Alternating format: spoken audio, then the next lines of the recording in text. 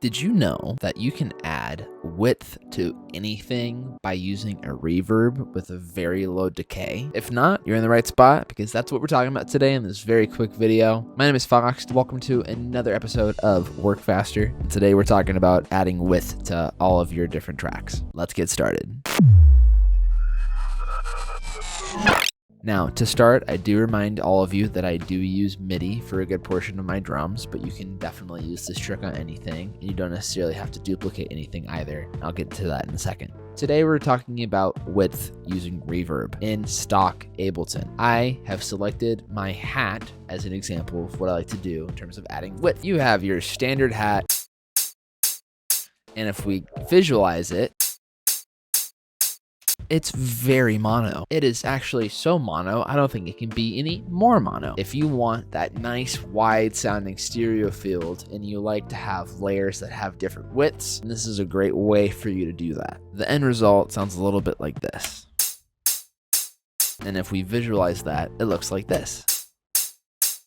More width, more fun. So first, start off by initializing a reverb effect in your hat. So first, go and duplicate your hat in your instrument rack. I've already made another video on that earlier if you don't know what that is. Control C and then Control V, and voila, we have another hat. We'll go ahead and mute this first hat. We'll focus on this one. What you want to do is open up a new reverb, drop it in your new hat, and what you'll hear first is very, very reverby. We don't want that. What I like to do first is turn off all of the effects that you have, and then we will turn down the decay time so it gets a little something like this. And then I'll boost the dry wet, and then I'll start playing with the size. I'll also start playing with the pre-delay. And then you can start playing with the decay time too if you want more width and more length in your hat. Too much?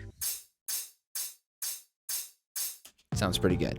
Now, if we look thus far, we will see we have a lot of width going on.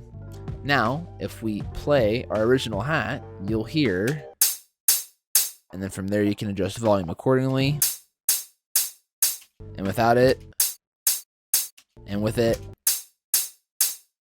Now, although it doesn't sound like too much, what you're doing is you're filling up that lovely frequency spectrum and giving it that nice airy quality in the highs and the mids so that you can go ahead and just fill up that space and give your track a nice width that it didn't have before. You can apply this to all of your different elements in every single one of your songs. Obviously, use it with moderation. Don't go too intense with it. You don't want a track that's so wide that there's nothing in the middle. Otherwise, it sounds like someone's yelling at you from both sides rather than having this lovely track come in front of you. There's different methods to add width. You could use like a Haas effect plugin. You can do so many other things. You can even use the Ozone Imager if you wanted to, download it.